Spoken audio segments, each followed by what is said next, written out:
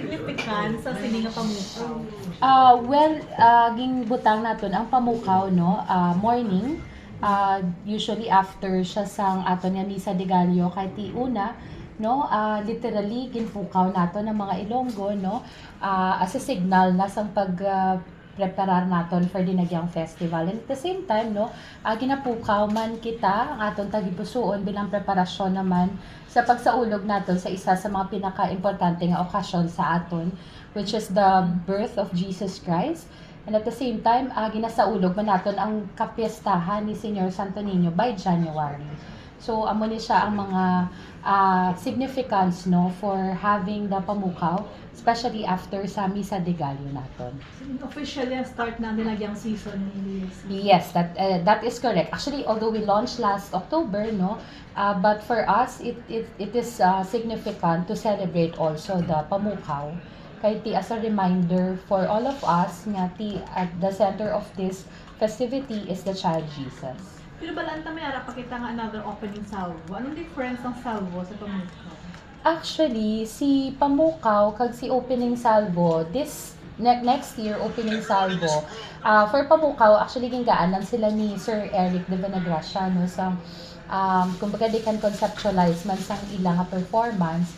But for opening salvo, may specific sila nga sa theme, no? So, di ba ang aton nga theme is bugal sang bugay sang Ginoo, bugal sa mga Ilonggo. So, for opening salvo, they will center their performances sa bugal sa mga Ilonggo.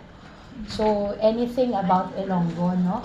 Depende na sa ila pag-interpret. So, that will be the concept of the performances of our tribes, no? And then by competition proper, sa Dinagyang Tribes competition, the concept will focus na on bugay sa mga Ilonggo, that's why flora and fauna. So ang mga bugay no from God no. So amo na ni ang aton nga mga endemic species na isa ka pagpahanumdoman sa aton to take care no ang sa mga blessings halin sa mahal nga makaapo. So, ano na mga final na gidnaton nga ikapakita, presentar sa next year, Miss Joyce? Of course, our tribes are busy preparing for their performances na sa opening salvo, which will be on January 11. Actually, we have two salvos, no? Like the past 2 years, nga partner naton si Province, we have a separate salvo already for kasadyahan sa Kabanwahanan. So, ang ila is January 10, that is a Saturday. And for Dinagyang, it's January 11, Sunday, no? Napilian, we decided to have it on a weekend to also minimize ang pugok sang traffic on a weekday, no?